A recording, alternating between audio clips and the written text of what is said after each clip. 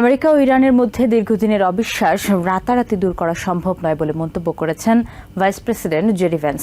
তবে ইসলামাবাদের সাম্প্রতিক আলোচনায় তেহরানের প্রতিনিধিরা একটি চুক্তিতে পৌঁছানোর সদিচ্ছা দেখিয়েছেন বলে দাবি করেছেন তিনি।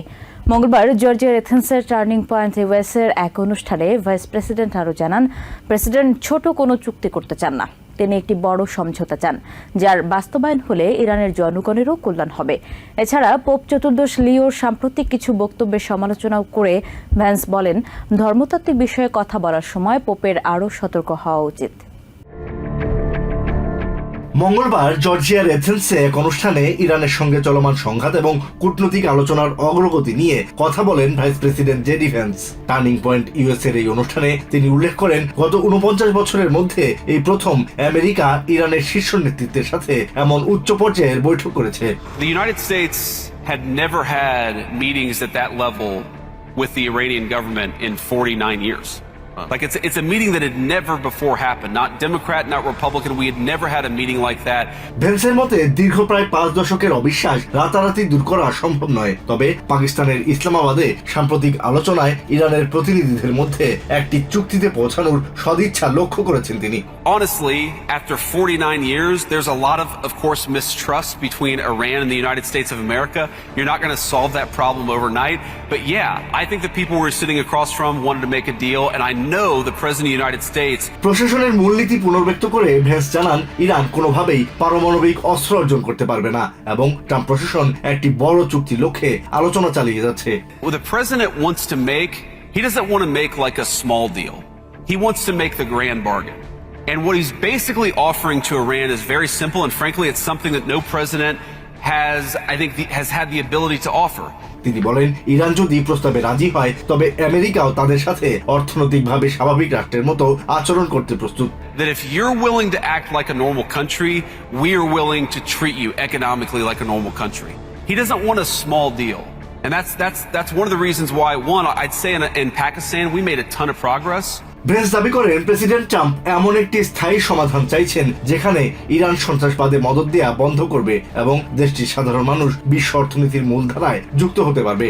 But the reason why the deal is not yet done is because the president, he really wants a deal where Iran doesn't have a nuclear weapon, Iran is not state sponsoring terrorism, but also the people of Iran can thrive and prosper and join the world economy. অনুষ্ঠানে pope চতুর্দশ লিও সাম্প্রতিক কিছু বক্তব্যের সমালোচনাও করেন Vance. And look, there are certainly things that the Pope has said in the last few months that I disagree with. ঈশ্বর তলোয়ারধারীদের পক্ষে নন, পোপের এমন মন্তব্যের পরিপ্রেক্ষিতে তিনি প্রশ্ন তোলেন, নাৎসিদের হাত থেকে বিশ্বকে মুক্ত করা বা কনসেন্ট্রেশন ক্যাম্পের বন্দীদের উদ্ধার করা আমেরিকানদের পাশে কি ঈশ্বর ছিলেন না? How can you say that God is never on the side of those who wield the sword? Was God on the side of the Americans who liberated France from the Nazis? Was God on the side of the Americans who liberated Holocaust camps and liberated those innocent people from, those who had survived the Holocaust? পোপকে ধর্মতাত্ত্বিক বিষয়ে কথা বলার সময় আরো সতর্ক হওয়ার আহ্বান জানান তিনি। I think it's very, very important for the Pope to be careful when he talks about matters of theology. এছাড়া গাজা পরিস্থিতি নিয়ে উপস্থিত কিছু দর্শকের বিক্ষোভের মুখে ভাইস প্রেসিডেন্ট দাবি করেন, প্রেসিডেন্ট ট্রাম্পের উদ্যোগেই সেখানে শান্তি চুক্তি সম্ভব হয়েছে। When we came in, the humanitarian situation in Gaza was an absolute catastrophe. You know who's the person who got a peace agreement in Gaza? Donald J. Trump. So if you want to complain about what happened in Gaza, তিনি আরো দাবি করেন, বর্তমানে গাজায় গত 5 বছরের তুলনায় সবচেয়ে বেশি মানবিক সহায়তা পৌঁছাচ্ছে। ভ্যান্সের মতে ট্রাম্প প্রশাসন সমস্যা নিয়ে কেবল অভিযোগ না করে বরং সেগুলো সমাধানের জন্য কাজ করছে। The president, excuse me, sir. Right now, you see more humanitarian aid coming into Gaza than it has any time in the past 5 years. Democratic congressman Eric সোয়ালওয়েলের বিরুদ্ধে ধর্ষণ ও হত্যাচেষ্টার গুরুতর অভিযোগ সামনে আনলেন লানা ড্রিউস নামের আরেক নারী। মঙ্গলবার সংবাদ সম্মেলনে তিনি দাবি করেন, সোয়ালওয়েল তাকে মাদক সেবন করিয়ে ধর্ষণ করেন। তার শ্বাসরোধ করার চেষ্টা করা হয় বলে অভিযোগ করেন ড্রিউস। এটা নিয়ে মোট 5 জন নারী সোয়ালওয়েলের বিরুদ্ধে যৌন হয়রানির অভিযোগ আনলেন, যদিও এরই মধ্যে কংগ্রেস থেকে পদত্যাগ করেছেন এই ডেমোক্র্যাট। এবার গণমাধ্যমের সামনে হাজির হয়ে সদ্য পদত্যাগ করা ডেমোক্রেটিক কংগ্রেসম্যান এরিক সোয়ালওয়েলের বিরুদ্ধে ধর্ষণ ও হত্যাচেষ্টার অভিযোগ আনলেন এক ভুক্তভোগী নারী। ক্যালিফোর্নিয়ার এই রাজনৈতিক নেতার বিরুদ্ধে ভয়াবহ যৌন নির্যাতনের অভিযোগ সামনে আনলেন তিনি। লানা ড্রুস নামের এই নারী সরাসরি অভিযোগ করেন সোয়ালওয়েল তাকে অজ্ঞান করে ধর্ষণ করেছেন। আইনজীবী লিসা ব্লুম ও তার সহযোগী এরিক ফুডালির সাথে সংবাদ সম্মেলনে উপস্থিত হয়ে লানা জানান 2018 সালে যখন তিনি বেভারলি হিলসে মডেলিং ও একটি ফ্যাশন সফটওয়্যার কোম্পানির মালিক ছিলেন তখন সোয়ালওয়েলের সঙ্গে তার পরিচয় হয়। লানা জানান সোয়ালওয়েল তাকে ব্যবসায়িক যোগাযোগ বাড়িয়ে দেওয়ার প্রতিশ্রুতি দিয়েছিলেন। স্থানীয় রাজনীতিতে আগ্রহের কারণে তিনি সোয়ালওয়েলের সাথে সামাজিক অনুষ্ঠানেও যোগ দিতে শুরু করেন। তিনি জানতেন সোয়ালওয়েল বিবাহিত এবং তার স্ত্রী তখন অন্তঃসত্ত্বা ছিলেন, তবুও তাকে একজন পেশাদার মেন্টর হিসেবে বিশ্বাস করেছিলেন লানা। লানার অভিযোগ অনুযায়ী তৃতীয়বার দেখা হওয়ার সময় তার পানীয়তে মাদক মেশানো হয়। তিনি অভিযোগ করেন সোয়ালওয়েল তাকে ধর্ষণ করেন এবং এক পর্যায়ে শ্বাসরোধ করার চেষ্টা করেন। ঘটনার পর কোনো রেপ কিট পরীক্ষা না করালেও লানা তার ডায়েরিতে বিস্তারিত লিখে রেখেছিলেন, যা পরবর্তীতে তার থেরাপি সেশনেও নথিবদ্ধ করা হয়। আইনজীবী লিসা ব্লুম জানিয়েছেন তারা শিগগিরই লস অ্যাঞ্জেলেস কাউন্টি শেরিফ অফিসে আনুষ্ঠানিক অভিযোগ দাখিল করবেন। চাপের মুখে এরিক সোয়ালওয়েল এরই মধ্যে ক্যালিফোর্নিয়ার গভর্নর নির্বাচন থেকে সরে দাঁড়িয়েছেন এবং কংগ্রেস থেকেও পদত্যাগ করেছেন। তবে লিসা ব্লুম মনে করেন পদত্যাগই যথেষ্ট নয়। এর মাধ্যমে সোয়ালওয়েল আইনি শাস্তি এড়ানোর চেষ্টা করেছেন বলেও অভিযোগ করেন তিনি।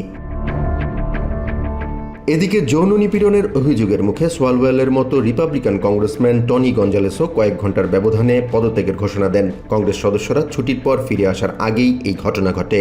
মঙ্গলবার আনুষ্ঠানিকভাবে হাউস ফ্লোরে তাদের পদত্যাগপত্র পাঠ করা হয়। দুই কংগ্রেসম্যানের পদত্যাগের বিষয়ে হাউস স্পিকার মাইক জনসন বলেন তাদের বিরুদ্ধে ওঠা অভিযোগগুলো গুরুতর। হাউস মাইনরিটি লিডার হাকিম জেফ্রিজও সোয়ালওয়েল এবং গঞ্জালেসের অপকর্মের সুষ্ঠু তদন্তের দাবি করেন। সাবেক ডেমোক্রেটিক কংগ্রেসম্যান জ্যাকি স্পিয়ার জানান কংগ্রেসের ভেতরে সোয়ালওয়েলের আচরণ নিয়ে অনেক আগে থেকেই গুঞ্জন থাকলেও সবাই তা উপেক্ষা করে চলছিল। প্রেসিডেন্ট ডোনাল্ড ট্রাম্পের যুদ্ধে জড়িয়ে পড়ার ক্ষমতার বিরুদ্ধে প্রতি সপ্তাহে ভোটাভুটির ঘোষণা দিয়েছেন সেনেট ডেমোক্র্যাটরা। মঙ্গলবার ক্যাপিটল হিলে সংবাদ সম্মেলনে কথা জানান সেনেট মাইনরিটি লিডার চাক শুমার। তিনি অভিযোগ করেন রিপাবলিকানরা সেনেটকে দলীয় সার্কাসে রূপান্তর করেছে। অন্যদিকে সেনেট মেজরিটি লিডার জন থুন পাল্টা দাবি করেছেন আইন প্রয়োগকারী সংস্থার জন্য প্রয়োজনীয় বাজেট আটকে দিয়ে ডেমোক্র্যাটরাই বিশৃঙ্খলা সৃষ্টি করেছেন।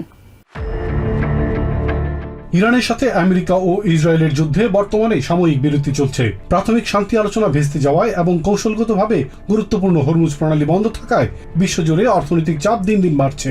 এমন পরিস্থিতিতে ইরানের বিরুদ্ধে প্রেসিডেন্ট ট্রাম্পের সামরিক পদক্ষেপ নেওয়ার ক্ষমতা কমিয়ে আনতে সেনেটে প্রতি সপ্তাহেই প্রস্তাব উত্থাপন করার ঘোষণা দিয়েছেন ডেমোক্রেটরা। মঙ্গলবার ক্যাপিটল হিলে সংবাদ সম্মেলনে কথা জানান সেনেট মাইনরিটি লিডার চাক শুমার। আগামী 3 সপ্তাহে প্রেসিডেন্টের যুদ্ধের ক্ষমতা বিষয়ে এসব বিলের প্রস্তাবকদের নামও ঘোষণা করেছেন শুমার। তিনি বলেন রিপাবলিকানরা বিদেশে বিশৃঙ্খলা ছড়ানোর পাশাপাশি দেশেও অস্থিরতা তৈরি করছে। চাক শুমার আরও অভিযোগ করেন রিপাবলিকানরা সেনেটকে একটি রাজনৈতিক সার্কাসে পরিণত করেছেন। ইরানের সাথে আমেরিকার যুদ্ধ প্রসঙ্গে সেনেটর ট্যামি বালডুইন বলেন এই যুদ্ধ একটি সম্পূর্ণ বিপর্যয়। এখান থেকে বেরিয়ে আসার কোনো সুনির্দিষ্ট পরিকল্পনা প্রেসিডেন্ট ট্রাম্পের নেই, তাই এই যুদ্ধের ক্ষমতা রোধে প্রস্তাব আনতে চান তিনি। সেনেটর ট্যামি ডাকওয়ার্থ বলেন প্রেসিডেন্ট ডোনাল্ড ট্রাম্প নিজেদের ব্যর্থতা আড়াল করতে সেনাদের ঢাল হিসেবে ব্যবহার করছেন। তার অদক্ষতার কারণে গ্যাসের দাম বাড়ছে এবং সাধারণ পরিবারগুলো কষ্টে আছে, তাই এই বেআইনি যুদ্ধ বন্ধে তিনি প্রস্তাব তুলবেন। সেনেটর এন্ডি কিম বলেন দেশের মানুষ জীবনযাত্রার ব্যয়ের চাপে হিমশিম খাচ্ছে। জনগণ ট্রাম্প প্রশাসনের উপর ক্ষুব্ধ বলে দাবি করেন তিনি।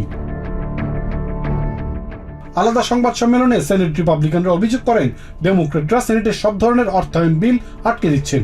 সেনেট মেজরিটি লিডার জন থুন বলেন ডেমোক্রেটরা কোনো গঠনমূলক বিষয়ে একমত হতে পারছেন না। জন থুন আরও বলেন প্রেসিডেন্ট চাইছেন হরমুজ প্রণালী আবারও চালু করতে। ইরানের জ্বালানি নির্ভর অর্থনীতি ক্ষতিগ্রস্ত করার মাধ্যমে তাদেরকে আরও বিচ্ছিন্ন করা হবে বলে উল্লেখ করেন তিনি। দ্রুতই পরিস্থিতি শান্ত হবে এবং প্রণালীটি উন্মুক্ত করে দেওয়া হবে বলেও আশাবাদ ব্যক্ত করেন মেজরিটি লিডার। আগামী দুদিনের মধ্যে পাকিস্তানের ইসলামাবাদে নতুন করে আমেরিকা ও ইরানের শান্তি আলোচনা শুরু হতে পারে বলে জানিয়েছেন প্রেসিডেন্ট ডোনাল্ড ট্রাম্প। মঙ্গলবার নিউ ইয়র্ক পোস্টকে দেয়া এক অডিও সাক্ষাৎকারে তিনি জানান আলোচনা প্রক্রিয়া বর্তমানে কিছুটা ধীর গতিতে চললেও পরবর্তী দফার বৈঠকের জন্য প্রস্তুতি নেওয়া হচ্ছে। তবে ইরানের বিরুদ্ধে প্রেসিডেন্ট ট্রাম্পের বারবার হুমকির কারণে আলোচনার সাফল্য নিয়ে সংশয় জানান সাবেক ডিফেন্স সেক্রেটারি লিওন প্যানেটা। আমেরিকা ও ইরানের মধ্যে চলমান সংঘাত নিরসনে আগামী 2 দিনের মধ্যে পাকিস্তানের ইসলামাবাদে নতুন করে শান্তি আলোচনা শুরু হতে পারে বলে জানিয়েছেন প্রেসিডেন্ট ডোনাল্ড ট্রাম্প। মঙ্গলবার নিউ ইয়র্ক পোস্টকে দেয়া এক অডিও সাক্ষাৎকারে তিনি জানান, আলোচনা প্রক্রিয়া বর্তমানে কিছুটা ধীরগতিতে চললেও পরবর্তী দফার বৈঠকের জন্য তিনি ইসলামাবাদের প্রতি বেশি আগ্রহী।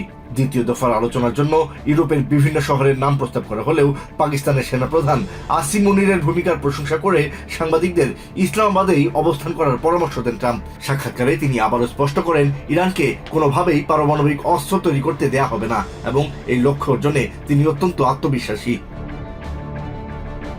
তবে সাবেক ডিফেন্স সেক্রেটারি লিওন প্যানেটা প্রেসিডেন্ট ট্রাম্পের প্রকাশ্য আলোচনা ও সামাজিক মাধ্যমে হুমকি দেয়াকে উন্মাদনা হিসেবে আখ্যায়িত করে বলেন, যুদ্ধের সমাপ্তি টানার মতো সংবেদনশীল এবং গুরুত্বপূর্ণ আলোচনা জনসমক্ষে হতে পারে না। প্যানেটার মতে সফল আলোচনার জন্য একটি আস্থাশীল সম্পর্কের প্রয়োজন, কিন্তু আলোচনার বিষয়গুলো বারবার প্রকাশ হয়ে যাওয়ায় সেই আস্থা নষ্ট হচ্ছে, যা স্থায়ী যুদ্ধবিরতি বা কোনো চুক্তিতে পৌঁছানো অসম্ভব করে তুলেছে। কূটনৈতিক তৎপরতার পাশাপাশি ইরানের ওপর কঠোর সামরিক চাপ বজায় রেখেছে আমেরিকা। ইউএস সেন্ট্রাল কমান্ড দাবি করেছে, হরমুজ প্রণালীতে শুরু হওয়া নৌ অবরোধের প্রথম 24 ঘন্টায় কোনো জাহাজ পার হতে পারেনি এবং 6টি বাণিজ্যিক জাহাজকে ফিরিয়ে দেওয়া হয়েছে। 10,000-এর বেশি আমেরিকান নৌসেনা ও মেরিন সদস্য 1 ডজনেরও বেশি যুদ্ধজাহাজ নিয়ে এই অবরোধ কার্যকর করছে। ট্রাম্পের মতে এই অর্থনৈতিক ও সামরিক চাপই শেষ পর্যন্ত ইরানকে একটি স্থায়ী চুক্তিতে আসতে বাধ্য করবে। তবে আমেরিকার নিষেধাজ্ঞা উপেক্ষা করেই চায়নার একটি ট্যাঙ্কার হরমুজ প্রণালী অতিক্রম করেছে। আন্তর্জাতিক মনিটরিং সংস্থা LSEG এবং কেপলারের তথ্য অনুযায়ী ওমান উপসাগরে প্রবেশ করেছে 2023 সাল থেকে আমেরিকার নিষেধাজ্ঞায় থাকা রিচেস্টারি নামের ওই জাহাজটি।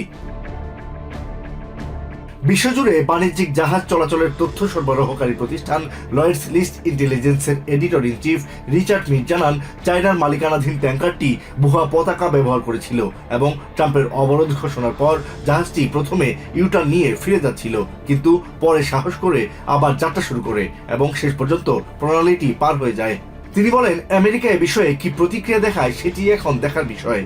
অন্যদিকে মঙ্গলবার বেইজিং এ সংবাদ সম্মেলনে চায়নার পররাষ্ট্র মন্ত্রণালয়ের মুখপাত্র গুও জিয়াকুন ইরানের বন্দরগুলোতে আমেরিকার অবরোধকে বিপজ্জনক এবং দায়িত্বজ্ঞানহীন বলে আখ্যায়িত করেন। তিনি বলেন, ওয়াশিংটনের এমন পদক্ষেপ মধ্যপ্রাচ্যের উত্তেজনাকে আরো বাড়িয়ে দেবে। এদিকে জাতিসংঘের মহাসচিব অ্যান্টোনিও গুটেরেস মধ্যপ্রাচ্যের বর্তমান পরিস্থিতি নিয়ে গভীর উদ্বেগ প্রকাশ করেছেন। তিনি বলেন, মধ্যপ্রাচ্যে আন্তর্জাতিক আইনকে পদদলিত করা হচ্ছে এবং যুদ্ধের নিয়মকানুনকে উপেক্ষা করার ফলে সাধারণ মানুষ অসহনীয় ক্ষতির সম্মুখীন হচ্ছে। This wholesale assault on international law has consequences. Lawlessness breeds chaos. Lawlessness fuels suffering. মধ্যপ্রাচ্যের চলমান সংকটের কোনো সামরিক সমাধান নেই উল্লেখ করে আবারও আলোচনা শুরু করার এবং যুদ্ধবিরতি বজায় রাখার উপর জোর দেন তিনি। একই সঙ্গে হরমুজ প্রণালী সহ আন্তর্জাতিক নৌ চলাচলের অধিকার ও স্বাধীনতা রক্ষার জন্য সব পক্ষকে আহ্বান জানান তিনি।